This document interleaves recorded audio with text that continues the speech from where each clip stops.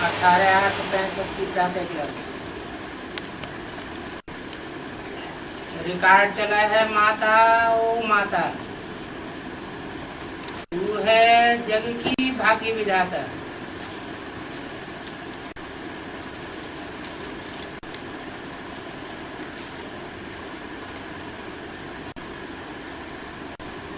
जग की भाग्य विधाता कौन?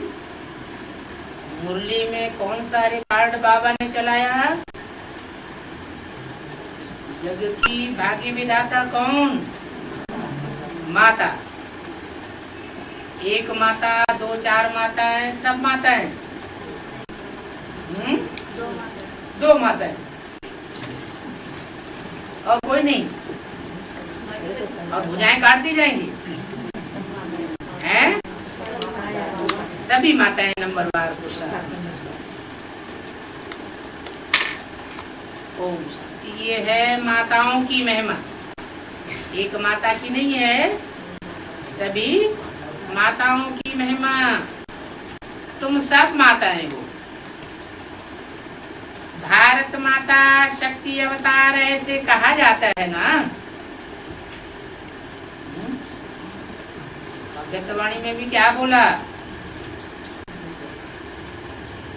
भारत माता शिव शक्ति अवतार अंत का यही नारा है। अंत का क्या नारा है? भारत माता शिव शक्ति अवतार अंत का नारा है। क्योंकि अवतार तो एक का ही गाया हुआ है। परमात्मा कब अवतरते हैं और क्या करते हैं? पतितों को पावन बनाने के लिए अवतरते हैं।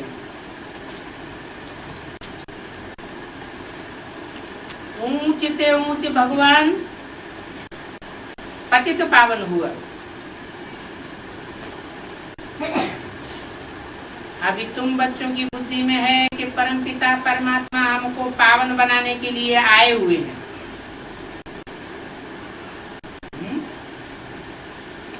आए हुए हैं या आकर के 68, 69 में चले गए? आए हुए हैं। ऐसे तो नहीं आकर के सूक्ष्म वतन में या परमधाम में चले गए हो। आए हुए हैं। काहे के लिए आए हुए हैं? हमको पावन बनाने के लिए आए हुए हैं। नई दुनिया तो बनेगी तब, बाद में। और ब्रह्मा के तन में भी हैं। ऐसे नहीं कि ब्रह्मा का कार्य खत्म हो गया। क्या बोला? ब्रह्मा का तन जरूर चाहिए।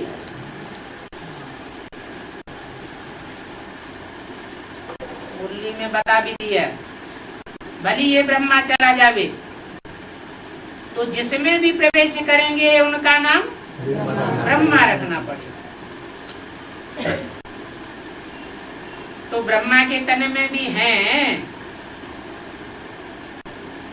यह जो दिल वाला मंदिर है ये तो पूरा यादगार है। जो भी यादगार बनते हैं वो अपूर्ण अवस्था की बनते हैं या संपूर्ण अवस्था की यादगार बनते हैं? 68, 69 में संपूर्ण अवस्था कहेंगे या अधूरी अवस्था कहेंगे? अगर संपूर्ण अवस्था उसे कहें तो अभी कितने साल हो गए हैं? नहीं, 68, 69 को ब्रह्मा बाबा को शरीर छोड़े अब तक कितने साल हो गए हैं? 36 ईयर हो गए। और अभी तक भी दिलवाड़ा मंदिर के जो ट्रस्टी हैं उनकी कान पर जू भी नहीं रहेंगी। अब बाबा बताते हैं ये जो दिलवाड़ा मंदिर है यह पूरा यादगार है। तुम बच्चों की संपूर्णता का यादगार है। और यादगार होते ही है संगम युग के। कौन से युग के? संगम युग किसे कहते हैं? जब सतयुग का आदि हो और कलयुग का अंत हो।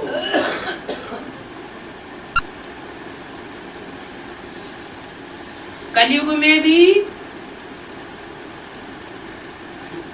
सतो प्रधान शूटिंग का अंत हो या तमो प्रधान शूटिंग का अंत हो।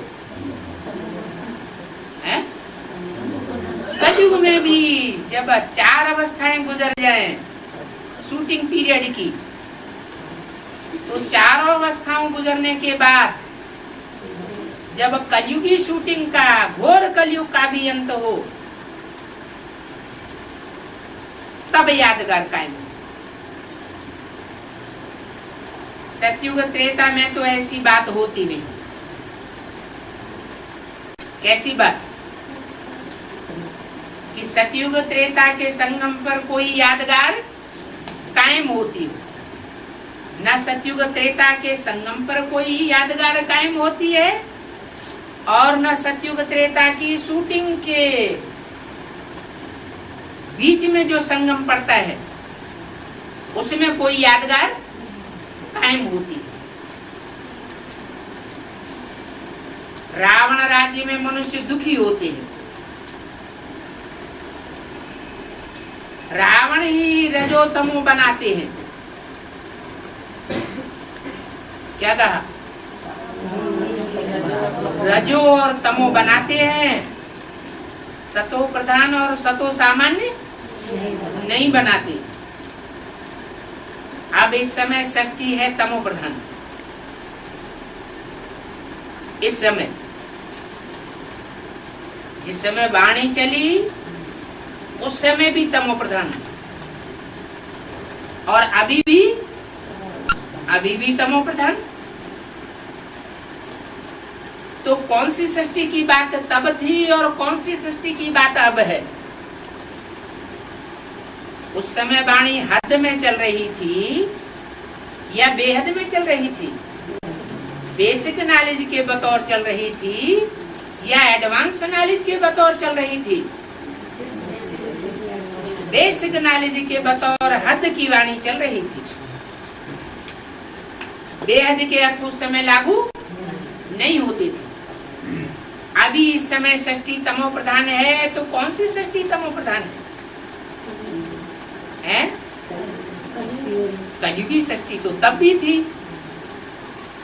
68, 69 तक जब ये वाणी चलाई गई तब का कलयुगी सृष्टि नहीं थी।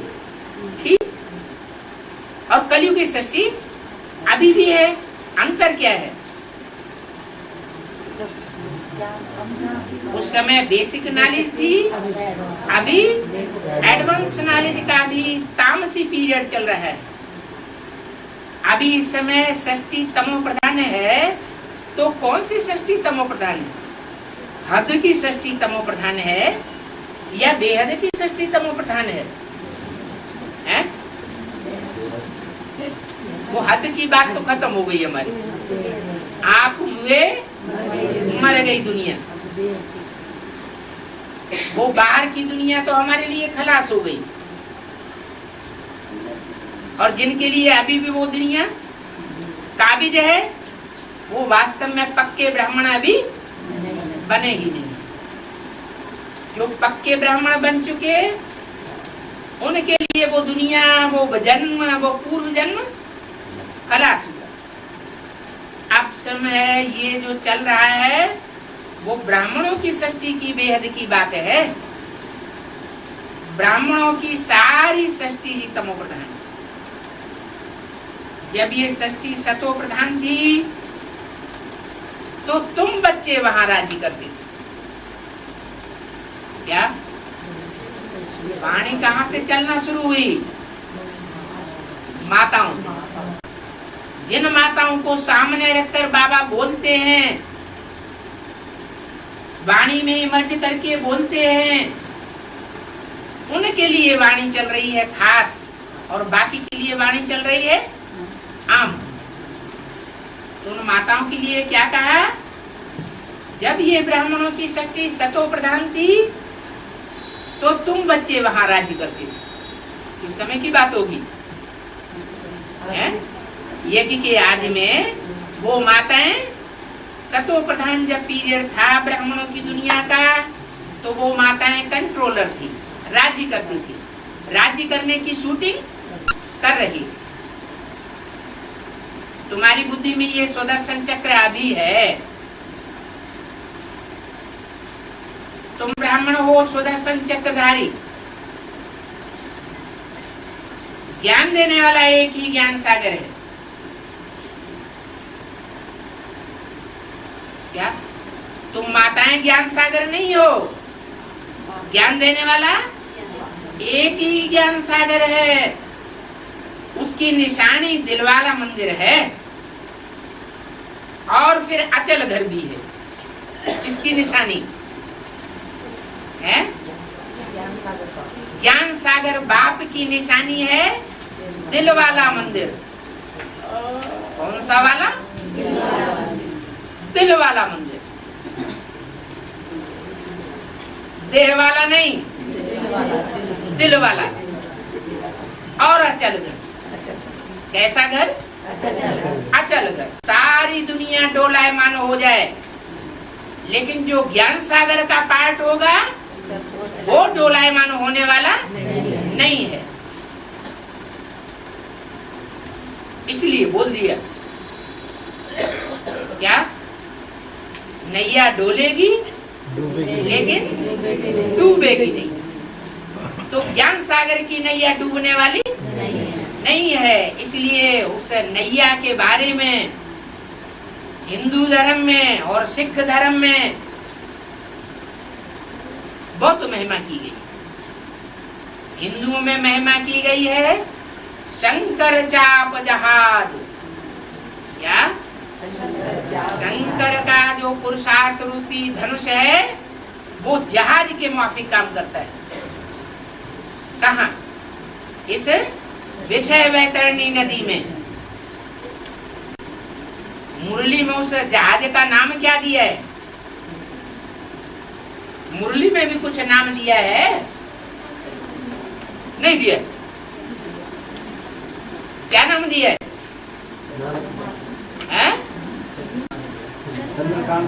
चंद्रकांत वेदांत जहाज। बाबा तो माताओं को आगे रखते हैं। उस जहाज का खिवैया कोई भी हो, लेकिन माताएं नाम किसका आगे रखते हैं? माताओं का। जो तो नाम रखा है चंद्रमा की कांति वाला, वेदों का अंत करने वाला जहाज। ये शरीर क्या है? ये शरीर नवैया है। इस शरीर रूपी रथ का बहुत आत्माएं आधार लेती हूँ। मन बुद्धि से आधार लेकर इस संसार सागर को पार कर रही हूँ, तो वो हो गया जहाज। नवैया में थोड़े बैठते हैं और जहाज में बहुत बैठते।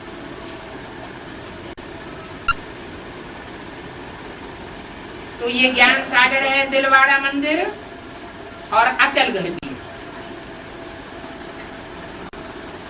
शास्त्रों में इसे शंकर चाप जहाज भी कहा है।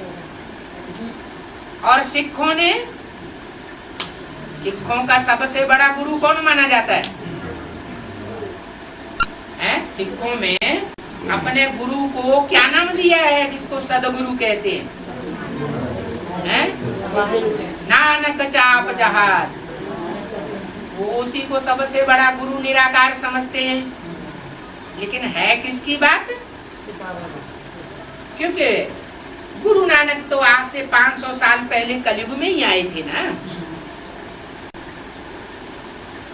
वो तो कलयुग के अंत में आता है और क्या बनाता है? सतयुग का आदि करता है। गुरु नानक तो 500 साल पहले आए और फिर भी दुनिया और ही ज्यादा नरक बन गई। माना मनुष्य गुरु कोई भी पार लगाने का काम नहीं कर सकते। तो ये दिलवाड़ा मंदिर भी यादगार है और अचल घर भी यादगार है। सब डूबेंगे, सब हिलेंगे डुलेंगे, लेकिन अचल घर हिलेगा डुलेगा नहीं। उस अचल घर में गुरु शिखर भी है। कैसा गुरु शिखर? शिखा माने चोटी। सबसे ऊंची चोटी का गुरु जिसकी यादगार है गुरु शिखर, जिसके लिए कहा जाता है ज्ञान अंजन सदगुरु दिया अज्ञान अंधेर विनाश। ज्ञान का सागर हुआ ना, ये बिल्कुल एक्यूरेट यादगार है।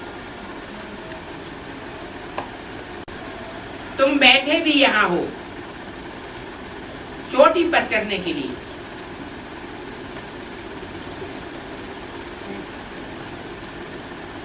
कौन सी चोटी पर चढ़ने के लिए बैठे हो? हैं? नहीं, गुरु शिखर बताया ना, ऐसा गुरु जो चोटी के माफिक जिसकी यादगार है। पहाड़ होता है ना, तो ऊंची से ऊंची चोटियां होती हैं। जैसे दुनिया की सबसे बड़ी चोटी कहाँ है? हिमालय पहाड़, और उसमें सबसे ऊंची चोटी है कौन सी? एवरेस्ट। कैसा? Mount Everest. जो एवरेस्ट सभ्यता का स्थापन करने वाला है। कैसी सभ्यता? एवरेस्ट एकदम पूर्वीय सभ्यता का स्थापना करने वाला है। तो ऐसी चोटी पर तुम चढ़ने के लिए यहां बैठे हो। परमपिता परमात्मा की रुद्र का माला बनने के लिए बैठे हो क्या? विजय माला का उतना गायन नहीं है। काय का गायन है? रुद्रमाला का गायन है। तुमको यहाँ ज्ञान मिलता है। रुद्र की जो माला है रुद्र ज्ञान यज्ञ कहा जाता है। क्या? विष्णु ज्ञान यज्ञ नहीं कहा जाता, रुद्र ज्ञान यज्ञ का गायन है। तुमको यहाँ ज्ञान मिलता है, फिर तुम जब अचल स्थिरियम बनते हो तो तुम जाकर के रुद्रमाला के मण के बनते हो। जब तुम सतो प्रधान बन जाते हो तब बाप के साथ निवास करते हो। ये जैसे डबल पियर घर है। प्रजापिता ब्रह्मा का भी है और शिव बाबा भी यहाँ आया हुआ है। क्या कहा?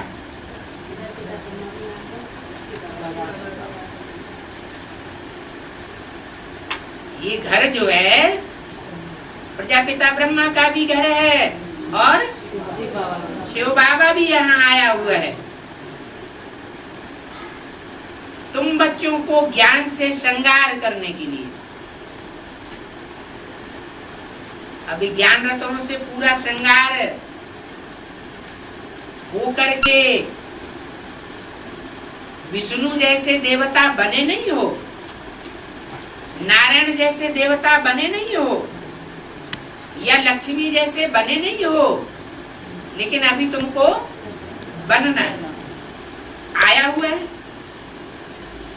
श्रृंगार कराने के लिए। तो ये है बेहद का पियर घर। सजनी जब ससुर घर में जाती है तो ससुर घर में जाने के बाद श्रृंगार होता है या पियर घर में श्रृंगार होता है? पियर घर में श्रृंगार होता है।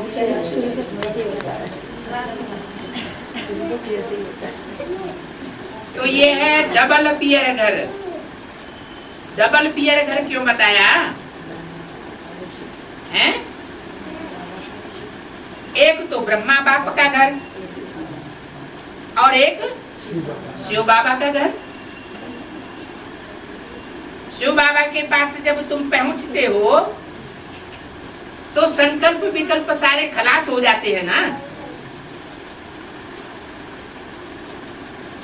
तो शिव बाबा का घर माना शरीर रूपी घर भी कहा जाता है। उसके नजदीक जब पहुंचते हैं तो सारे संकल्प विकल्प समा जाते हैं। जैसे परम धाम में कोई संकल्प विकल्प नहीं होता। तो ये ब्रह्मा बाप का भी घर है, शिव बाबा का भी घर है, और वो है ससुर। जो विष्णुपुरी है वो है ससुर घर। अभी पियर घर से तुम बेहद की कमाई कर रहे हो, जानते हो। यह पियर घर ससुर घर तो हद के हुआ करते हैं, जो दुनिया में कहते हैं। ससुर घर जाए, जेवर आदि पहनते हैं, समझते हैं बहुत सुख मिलेगा। अब तुम तो समझ गए हो, हम तो बेहद के बाप के घर में बैठे हुए हैं। बेहद ससुर घर में जाने के लिए अविनाशी ज्ञान रत्नों की धारणा कर रहे हैं।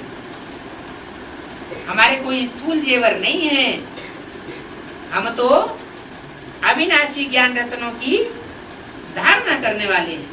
21 जन्मों के लिए तुम्हारी झोली भर रहे हैं। परंतु अभी तीव्र वेगी इतने ज्यादा नहीं है।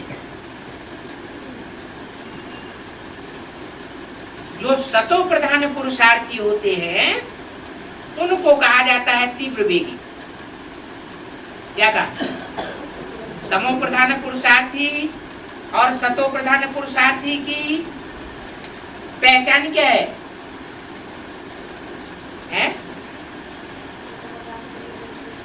गीता में भी पहचान बताई है। संस्कृत की गीता जो मनुष्यों की लिखी हुई है, यस्मान्नोद्विजते लोको लोकान्नोद्विजते च यः, जिससे लोग उद्वेग को प्राप्त न हो, अशांति को प्राप्त न हो, और जो लोगों को किसी प्रकार की अशांति न पैदा करे, वो है सतो प्रधान पुरुषार्थी।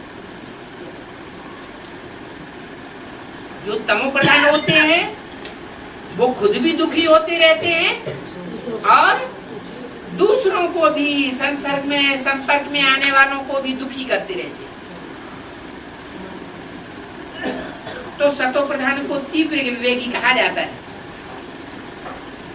कोई फिर रजोगुणी होते हैं, कोई तमोगुणी होते हैं। 3 प्रकार के पुरुषार्थी होते हैं। अब समझ लो, हम किसी कोटि में हैं, बनना तो है ऊंचे ऊंचे पुरुषार्थी, सतो प्रधान बनना है? इसके लिए बाबा क्या बोलते हैं? बाबा ने इसके लिए भी स्लोगन दिया है। क्या स्लोगन दिया है? सबको पता है, लेकिन अभी बताना। न किसी को सुख दुख देना है और न दुख लेना है। दुख देंगे तो दुखी होकर के मरेंगे, अंत मते सो गति हो जाएगी, तामसी दुनिया में जाकर के प्राप्ति होगी, कलयुग में प्राप्ति के अधिकारी बनेगी।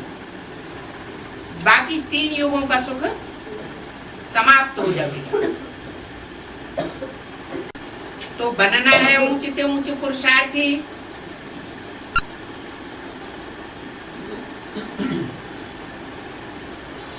जो ऊंचे ऊंचे पुरुषार्थी होंगे वो बहुत थोड़े होंगे। थोड़े होंगे या ज्यादा होंगे? बहुत थोड़े होंगे। बुद्धि में बाप की याद रखनी है। ऊंचते ऊंचे है वो बाप। क्या कहा? वो बाप ऐसे करके दूर क्यों कर दिया? जिस समय ये वाणी चल रही थी ब्रह्मा के मुख से, उस समय दूर क्यों कर दिया? उस समय मौजूद नहीं था। बाप का पार्ट बजाने वाला साकार प्रैक्टिकल रूप नहीं था, इसलिए बोला ऊंचते ऊंचे है वो बाप। ऊंचते ऊंचे किस हिसाब से बताया है? अभी हिसाब बता दिया ना। ऊंचते ऊंचे किस हिसाब से? किस बात में? तीव्र पुरुषार्थी के हिसाब से। जो बाप का प्रैक्टिकल साकार पार्ट है, वो तीव्र पुरुषार्थी के हिसाब से सबसे ऊंचा पुरुषार्थ करने वाला है। अभी तुम बच्चे जानते हो, हम बेहद ससुर घर में बेहद सुख में जाते हैं, तो पुरुषार्थ भी बहुत करना पड़े बेहद का। हद के पुरुषार्थ से काम नहीं चलेगा।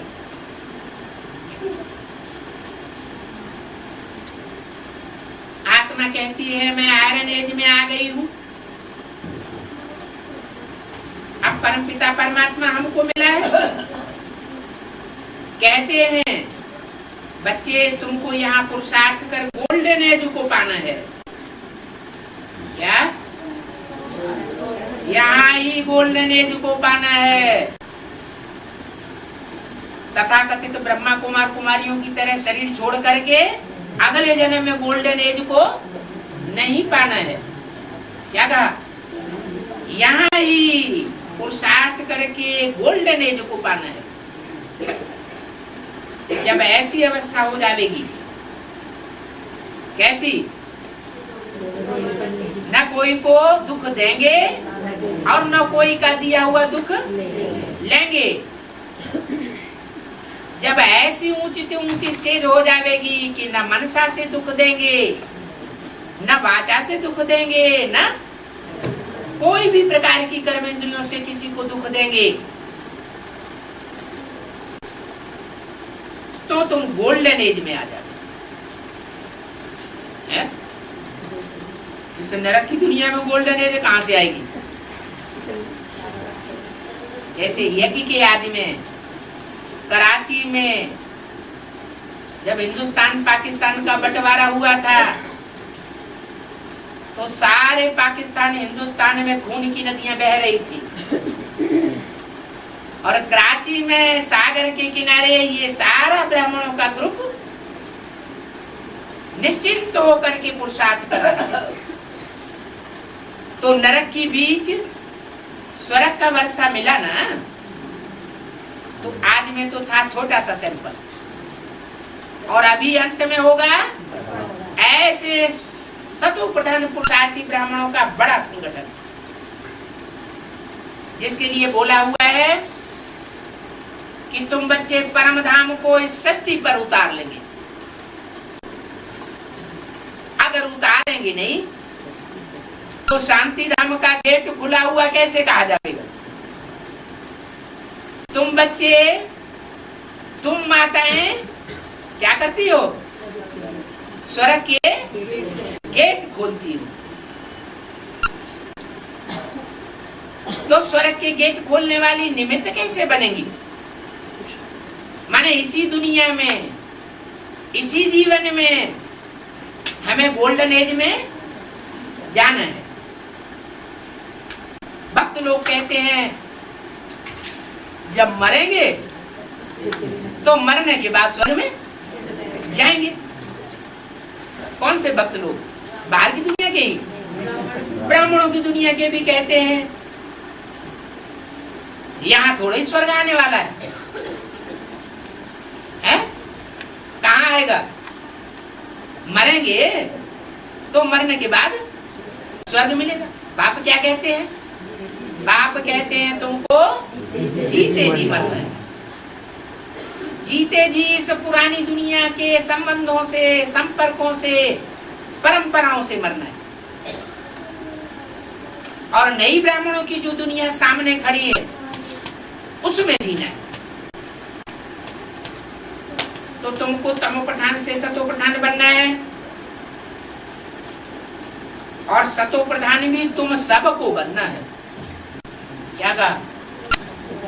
जो भी एडवांस में आए हुए हैं उन सबको सतो प्रधान बनना है। तुम्हारा तो पार्टी है सतयुग में, तुम्हारा तुम्हारा किसे कहा जाता है? उनका पार्ट नहीं है। जो सन्मुख बैठने वाले हैं, जो बाप से सन्मुख बैठ करके सुनते हैं, उनके लिए बोला कि तुम्हारा तो पार्ट ही सतयुग में है, उनका पार्ट सतयुग में नहीं है। माना 16 कला संपूर्ण जिसे सतयुग कहा जाता है, उसमें उनका पार्ट नहीं है। इसलिए तुम सतो प्रधान बनते हो। तुम्हारा पार्ट है तो तुम सतो प्रधान बनते हो, परंतु जाना तो सबको है ना। कहा? सतो प्रधान दुनिया में नहीं, शांति धाम की दुनिया में जाना तो सबको है ना। सबको नंबरवार। और रुद्रमाला भी बनना। रुद्रमाला कितने मणकों की है? ज्यादा से ज्यादा 500 करोड़ मणकों की तो रुद्रमाला सारी दुनिया का बाप है। सारी दुनिया को आत्मा बनना पड़े, चाहे धर्मराज की मार खा के आत्मा बने, देहभान त्यागे, और चाहे अपने पुरुषार्थ से आत्मा बने। रुद्रमाला है ही आत्माओं की यादगार। पहले पहले हम माला में सूर्यवंशी, क्या कहा? माला में पहले पहले कौन पिरो जाएंगे? सूर्यवंशी, फिर चंद्रवंशी। जो माला बनेगी रुद्रमाला, उसमें पहले पहले कौन आवेंगे? सूर्यवंशी पिरोए जावेंगे, फिर चंद्रवंशी। ये माला कितनी बड़ी है, और 8 रत्नों की भी माला है, 108 की भी माला है। तुम समझ गए हो रुद्रमाला कैसे बनी हुई है, और कैसे फिर नंबरवार आने वाले हैं।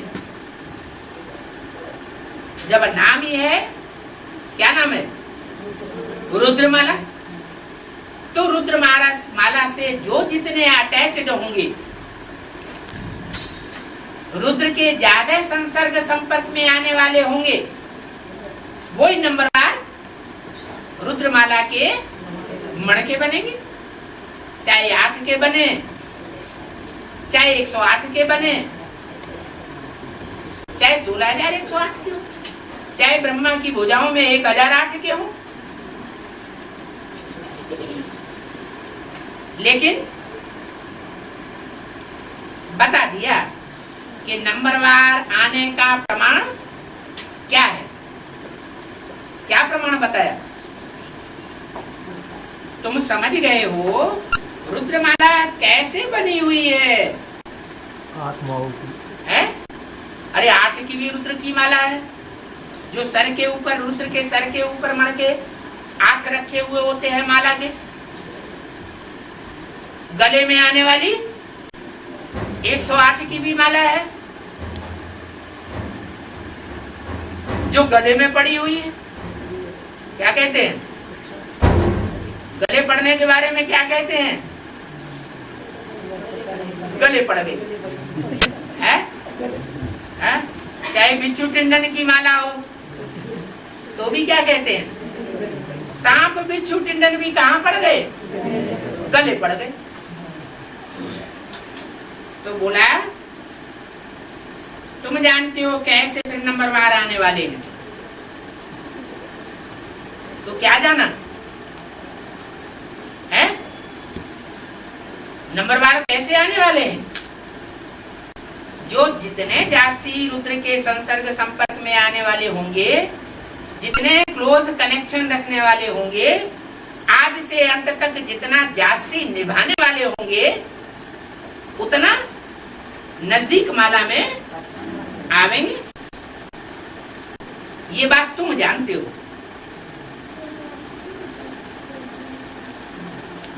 तुम माने कौन? जो उस बाप के सूर्यवंशी चंद्रवंशी बच्चे हैं, वो इस बात को जानते हैं। तुम्हारी यादगार का एक्यूरेट मंदिर बना हुआ है। कौन सा एक्यूरेट मंदिर बताया? दिलवाड़ा मंदिर। नीचे तपस्या में बैठे हुए हैं। जब तक नीची स्टेज होती है, तब तक कहाँ बैठे हुए हैं? तपस्या में बैठे।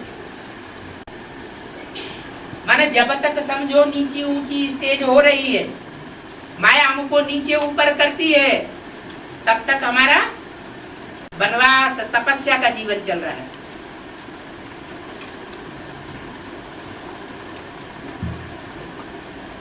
ऊपर में राजाई और जगदम्बा का भी मुख्य नाम है।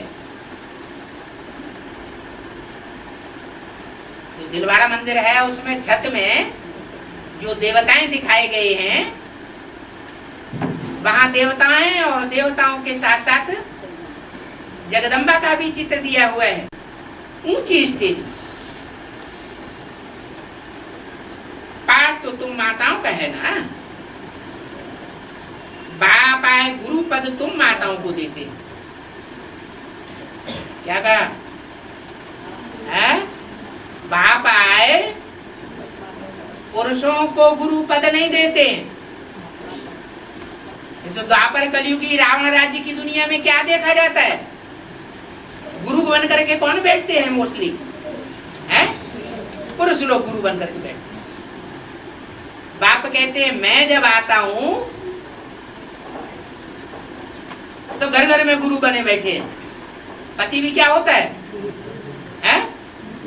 पति भी हमारा गुरु है। पति ही हमारा गुरु है। गुरु पति परमेश्वर। बाप कहते हैं ये परंपरा अभी मैं खलास कर देता हूं। तुम माताओं को गुरु पद से सुशोभित करता हूं।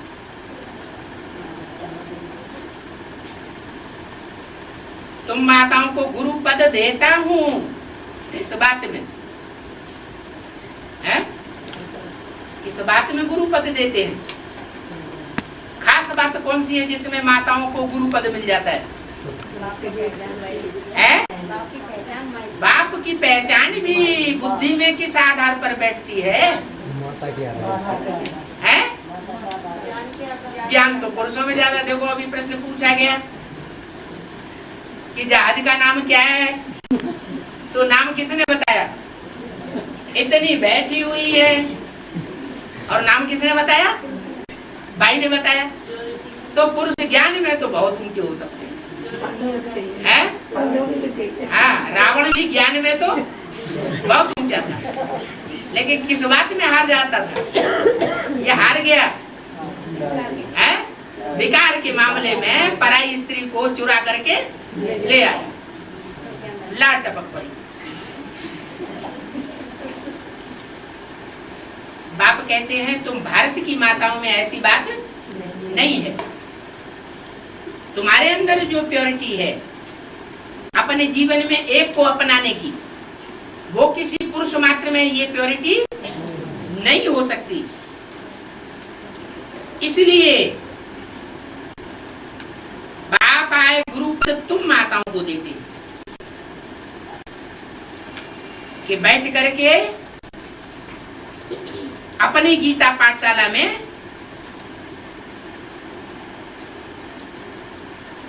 इन पुरुषों को, जो तुम्हारे चेले आकर के बने हुए हैं, इनको पढ़ाई पढ़ाओ। क्या? कौन सी पढ़ाई? नर से नारायण बनने की पढ़ाई पढ़ाओ। तुमको ये गुरु पद देते हैं। और मंदिर भी भारत में जो बने हुए हैं मंदिरों में भी मेजॉरिटी माताओं की है। उत्तर भारत में ज्यादा मंदिर किसके बने हुए हैं? माताओं के मंदिर बने हुए हैं। इसलिए भारत माता शक्ति अवतार गाया जाता है। अगर शिव का भी मंदिर बना हुआ होगा तो उसमें भी जलाधारी जरूर दिखाते। इसलिए भारत माता शिव शक्ति अवतार गाया हुआ है। शक्ति से पहले किसका नाम लगा हुआ है? शिव शक्ति अवतार गाया हुआ है। और सेना भी कहा जाता है। कौन सी सेना? शिव शक्ति सेना। शिव सेना का नाम विशेष है। और भक्ति मार्ग में भी एक सेना निकल पड़ी है बंबई में। क्या नाम है उसका? शिव सेना। क्योंकि आपस में तो बहुत है ना। तुम देखते हो वृद्धि को पाते रहते हैं। कौन? अरे इस ज्ञान में ज्यादा चलने वाले कौन होते हैं? भाई लोग ज्यादा चलते हैं कि बहनें ज्यादा चलती हैं कि माताएं ज्यादा चलती हैं? संख्या जास्ती किसकी होती है? माताओं की, कन्याओं की ज्यादा संख्या होती है। तो तुम देखते हो तुम आपस में बहुत हो, वृद्धि को पाते रहते हो। सन्यासी तो तुम्हारे हम जिन्स को विधवा बनाए देते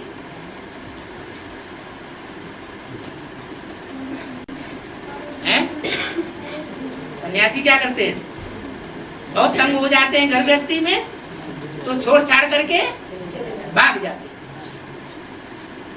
और तुम सब शक्ति शिव शक्ति का जो करता धरता है, वो शक्तियों की सेना कितनी भी बढ़ जाए लेकिन ये छोड़ के भागने वाला नहीं है।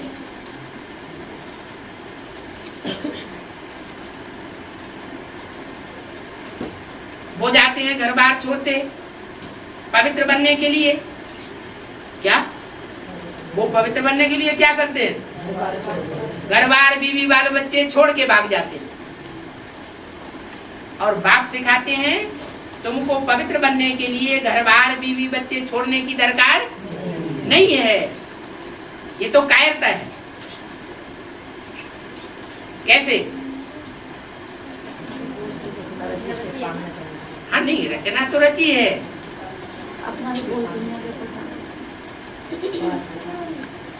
56 प्रकार के भोग सामने हो और फिर उनका त्याग करे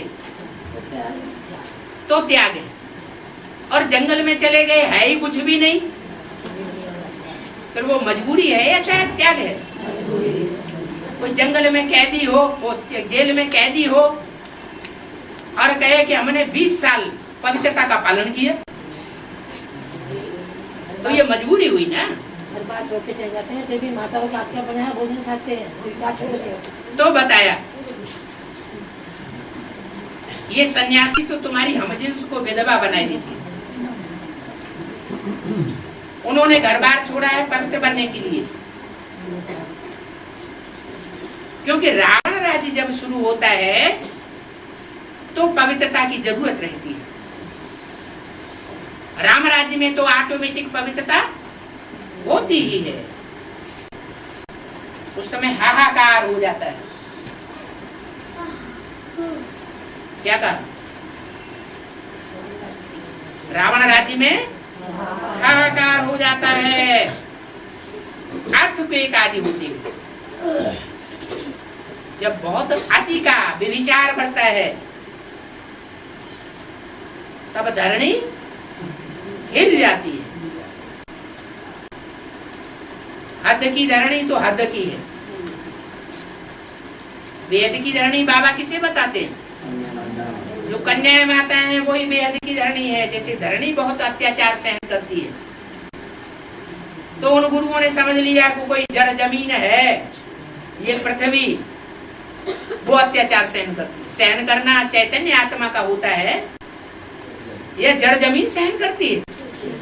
कोई चैतन्य कन्याएं माताएं हैं जिनकी यादगार है धरणी के रूप में। जिन्होंने धारणा की है गुण रत्नों की, शक्तियों की, तो धरणी हिलती है तो अर्थक्वेक होता है, भूकंप आ जाता है। धरणी हिलती है तो भूकंप आने से बड़े बड़े महल माड़ियां अटारियां गिर जाती। ये इशारा दिया कि ब्राह्मणों की दुनिया में भी जब आती हो जाती है कन्या माताओं रूपी धरणी के साथ, तो धरणी की बुद्धि अति का दुख पड़ने से क्या होता है, हिल जाती है। और जब उनका हिलना होता है, डगमगाना होता है, तो जो बड़े बड़े संगठन रूपी किले हैं वो सब गिर जाते हैं। तो अर्थक्वेक आदि होते हैं, नहीं तो ये वैकुंठ कहाँ गया। कहते हैं सोनी द्वारिका समुद्र के नीचे चली गई है, कहाँ की यादगार, जरूर अर्थक्वेक हुआ होगा। तो जो सोने की बनी हुई द्वारिका थी वो भी समंदर में चली गई। इतने साहब महल आदि कहाँ गए, सब विनाश को पाते। ये सब सागर में चले जाएंगे। ये षष्ठी चक्र कैसे फिरता है, ये समझने की बात है। जब द्वापर का अंत होता है तो भी अर्थक्वेक होता है,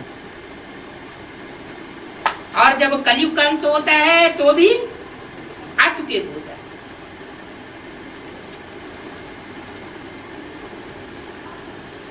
आयरन एज से फिर गोल्डन एज में जाता है। स्वर्ग है तुम्हारा बेहद का ससुर घर, जिसके लिए तुम पुरुषार्थ करते हो, पूरा ज्ञान हो, पूरा पुरुषार्थ करे, तब खुशी का पारा चढ़े। पुरुषार्थ भी पूरा कब करेगा, जब बुद्धि में पूरा ज्ञान हो। अतीन्द्रिय सुख अंत समय का गाया हुआ है। अंत समय माना कौन सा अंत समय है? अंत समय जब बाप की प्रत्यक्षता होती है, तो बाप के प्रत्यक्ष होने से सबकी बुद्धि में निश्चय बैठने लगता है। जब निश्चय बैठता है, सबसे पहले निश्चय किसको बैठता है? सबसे पहले निश्चय किसको बैठता है? माताओं। नाम क्या दिया? ब्रह्मा, बड़ी माँ। क्या नाम दिया? इसलिए मुरली बोला वास्तव में तुम्हारी बड़ी माँ ये जगदम्बा है, ये ब्रह्मा ही तुम्हारी जगदम्बा है। तो ब्रह्मा से विष्णु बनता है। इतने साल हो गए पुरुषार्थ करते करते हैं, 67-68 साल हुए ना, और अभी भी ब्रह्मा से विष्णु नहीं बना। इसका मतलब अभी भी ब्रह्मा की सोल भटक रही है, कभी सूक्ष्म चोला पकड़ती है, कभी स्थूल चोले में प्रवेश करती है।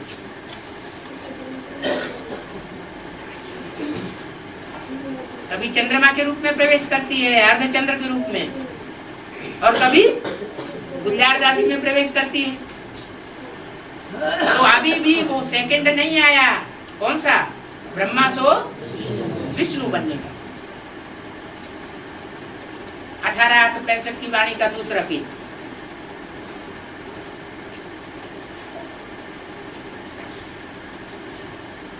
पिछाड़ी में तुमको पता पड़ जाएगा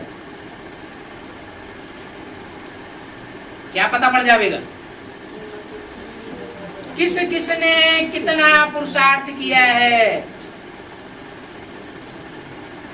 तुमको पता चल जाएगा, आपस में भी पता चल जाएगा, सबको पता चल जाएगा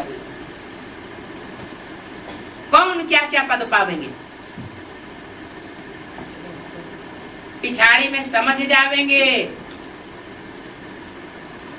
जब तुम पुरुषार्थ कर गोल्डन एज में पहुंच जावेंगे। जो गोल्डन एज में नहीं पहुंचते हैं उनको फिर नंबरवार सजाएं खानी पड़ती। सजाएं कितने नहीं खाते? 8 सजाएं नहीं खाते हैं। तो जो 8 का परिवार तैयार होगा, पहली पारिवारिक इकाई तैयार होगी, उनको सजा नहीं खानी पड़ेगी। गोल्डन एज में पहुंचेंगे, बाकी सबको सजा खानी पड़ेगी। तो जो ना पहुंचते हैं फिर सजा खानी पड़ती है। अभी तो कयामत का समय आ गया। नाम क्या रखा? कयामत। कौन सी मत? क्या मत है?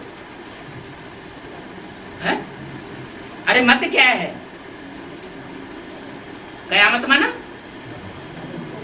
सारी दुनिया ढूंढेगी क्या मत है, कौन सी मत पे चलना है। दीदी की मत पे चलना है, दादा की मत पे चलना है, दादी की मत पे चलना है, क्या मत है। तब अंत में समझेंगे। जब समझेंगे तब शुरू हो जाएगी कयामत। पिछाड़ी में समझ जाएंगे। सबको हिसाब किताब चुकतू करके जाना है। तुम हिसाब किताब चुकतू करते हो ज्ञान और योग से। क्या? औरों का हिसाब किताब चुकतू होता है धर्मराज की सजाओं से, और तुम्हारा हिसाब किताब चुकतू होता है ज्ञान और योग से। गाया भी जाता है, चढ़े तो चाखे अमृत रस, गिरे तो चकनाचूर। क्योंकि विकार में गिर पड़ते हैं। चकनाचूर कैसे होते हैं? जो ज्ञान में चलते चलते विकार में गिर पड़ते हैं, उनका पुरुषार्थ चकनाचूर हो जाता है। जैसे 5वीं मार्च से कोई गिरता है तो हड्ड गुड्ड टूट जाता है। देह अभिमान में आने के बाद ही विकार में गिरते हैं। फिर जो गिरते हैं वो उतनी तेजी से चढ़ न सके, चढ़ते हैं फिर गिर पड़ते। तो चढ़ने और उतरने का ये टाइम तो बेकार हो जाता है ना। ऐसा किसी के लिए हो नहीं सकता जो सीधा चला जावे। पौड़ी चढ़ता ही चढ़ता चला जावे और कोई पौड़ी नीचे न गिरे।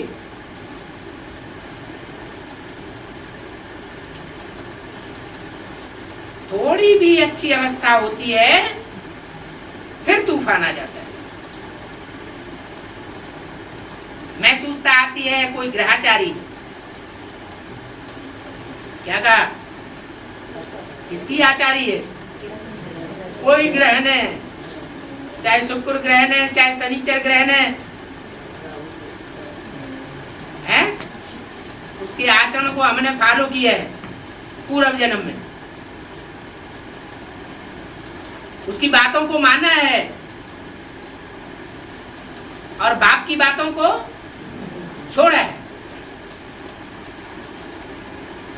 तो ये बात की महसूसता आती है ब्राह्मणत्व के जीवन में, पुरुषार्थी जीवन में, शूटिंग पीरियड में कि जरूर कोई न कोई ग्रहाचारी है। एक श्रीमत को छोड़ करके जरूर हमने कोई न कोई दूसरे की श्रीमत, दूसरे की मत धारण कर ली है। दूसरे का आचरण हमने फॉलो किया है, दूसरों की बातों में आ गए। मनसा तो तूफान आदि बहुत आते हैं, तो ऊंच चढ़ने में टाइम लग जाता है। बाबा रोज समझाते रहते हैं, बच्चे तुम पढ़ाई रोज पढ़ो। ये ग्रहचारी के चक्कर में आने का कारण क्या है? नवग्रह होते हैं ना, तो नव ग्रहों में एक ग्रह तो सबसे ऊंचा है, बृहस्पति गुरु। क्या नाम रखा? बृहस्पति। उससे बड़ा कोई पति होता ही नहीं। वृक्षपति भी कहते हैं। सारा ही जो मनुष्य सृष्टि रूपी वृक्ष है, सारे मनुष्य सृष्टि रूपी वृक्ष का रक्षक है, पति है। तो बताते हैं रोज पढ़ाई पढ़ो।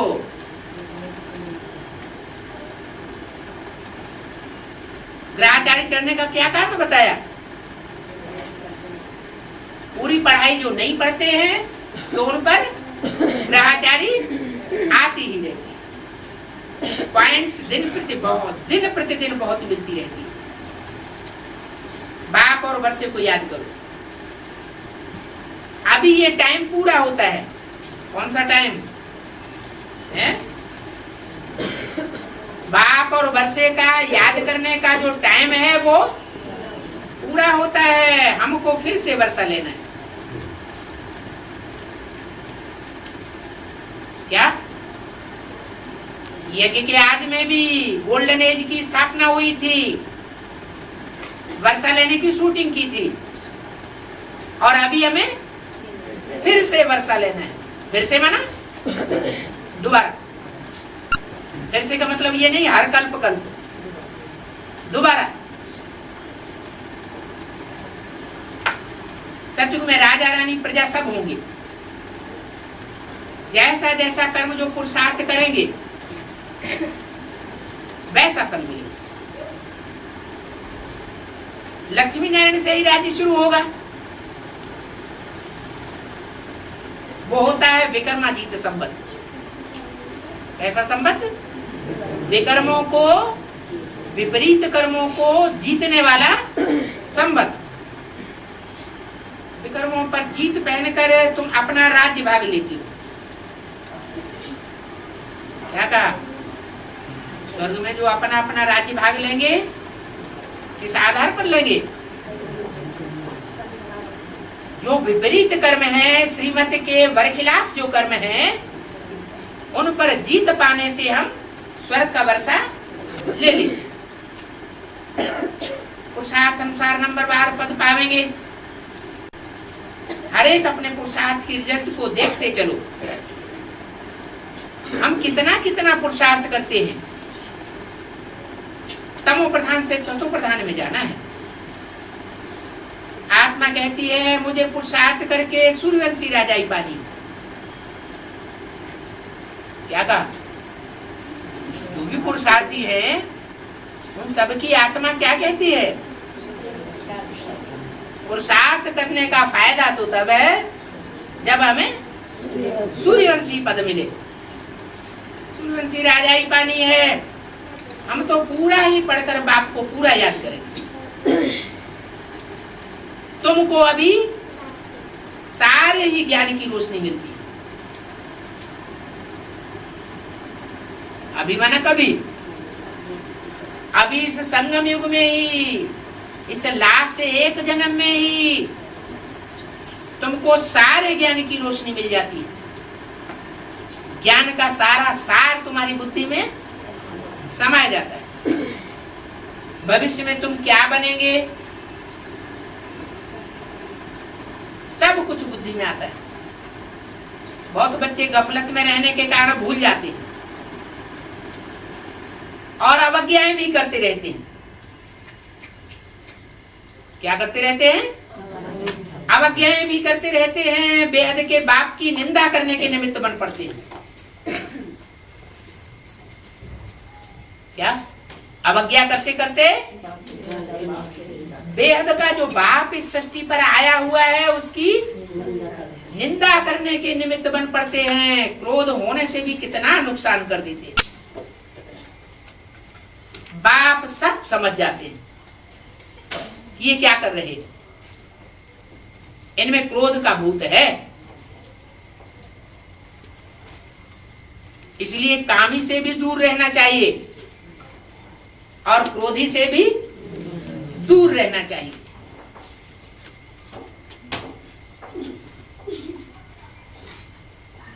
उनका संग भी नहीं करना चाहिए। संग तो उनका करना चाहिए जो ज्ञान की ही टिकलू टिकलू करते रहे। माताएं क्या करती हैं घर में जाकर, ज्ञान की भू भू भू भू करती ही रहती। ऐसे नहीं, जो सुबह से शाम तक झरमुई झगमुई किसकी निंदा करें, उनका संग नहीं करना चाहिए। सिवाय ज्ञान की कोई बात नहीं सुननी चाहिए। ये बातें भी शास्त्रों में नामी ग्रामी हैं।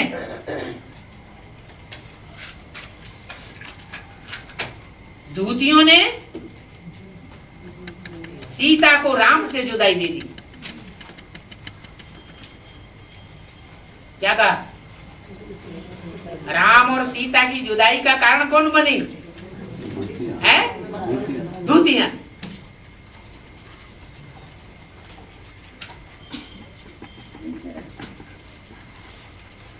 दूतीपना बहुत नुकसान कर देता है।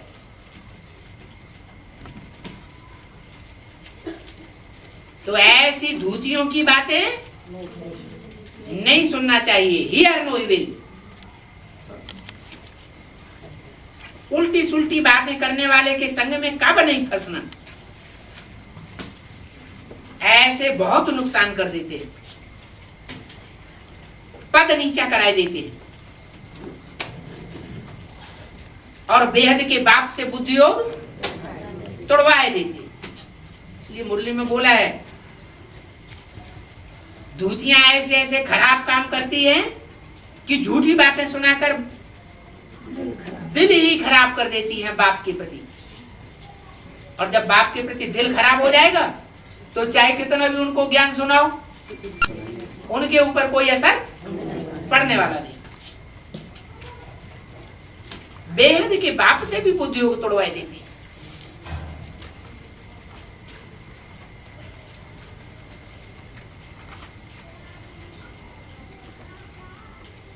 तो ऐसों के संग में कब नहीं आना चाहिए।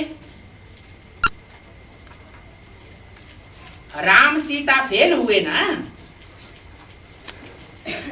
क्यों फेल हुए?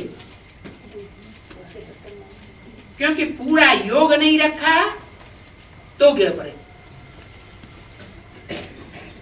अगर पूरा एक के साथ योग रखा होता तो गिरने की बात नहीं होती।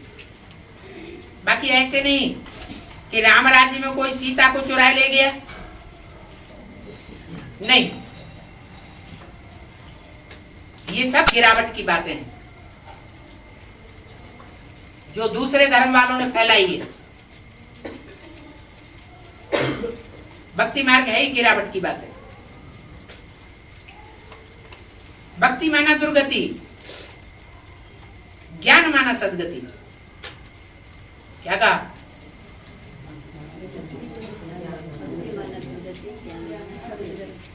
जहां सुंदरमती होगी, श्रीमत होगी, वहां उत्थान होगा। जहां कुमति होगी वहां पतन होगा। तो भक्ति मार्ग में भी ये बातें बताते हैं, जहां सुमति तहां संपत्ति नाना, जहां कुमति तहां विपत्ति निदाना।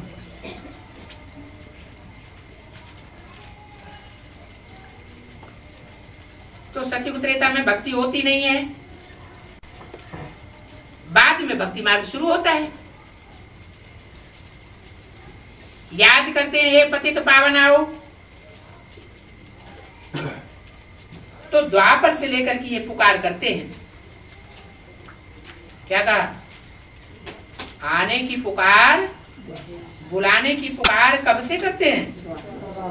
जब दो दो पुर बन जाते हैं, दो दो मतें हो जाती हैं, एक मत नहीं रहती, दो दो धर्म हो जाते हैं, चार चार धर्म हो जाते हैं, तब पुकार करते हैं। क्योंकि गिरते हैं तो भक्ति से दुर्गति होती है, तब तो भगवान को आना पड़ता है। अगर सदगति होती तो भगवान के आने की दरकार ही नहीं रहती। सतयुग त्रेता में होती है सदगति, वहां कोई भी भगवान को याद नहीं करते। दुख में सुमिरन सब करें। जब सुख होता है सतयुग में तो कोई देवता भगवान को याद नहीं करते।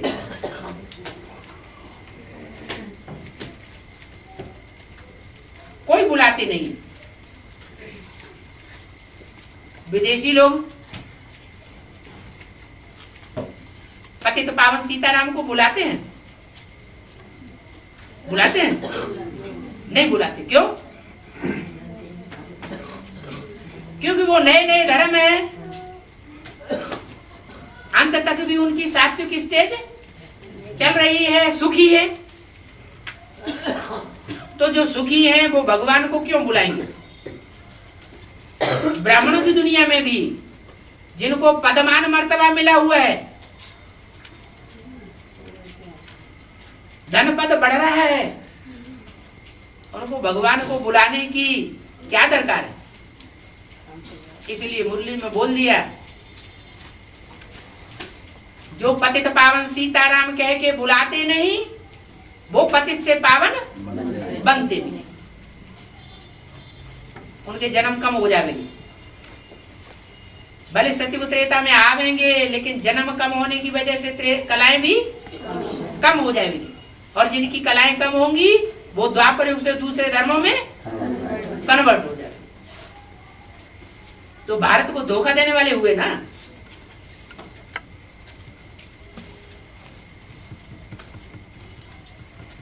तो ये भी समझाया जाता है, पहले सतो प्रधान भक्ति होती है, फिर तमो प्रधान भक्ति होती है। ड्रामा अनुसार क्या कहा? ज्ञान भी पहले सतो प्रधान होता है, फिर बाद में तमो प्रधान ज्ञान हो जाता है। दुनिया की हर चीज पहले सतो प्रधान फिर तमो प्रधान। तो ड्रामा की राज को, चढ़ती कला को, उतरती कला को कोई भी नहीं जानते। बाप सन्मुख बैठ करके समझाते कैसे होती है चढ़ती कला और कैसे होती है उतरती कला। एक की मत पर चलने से होती है चढ़ती कला और अनेकों की मत पर चलने से होती है उतरती कला। ओम।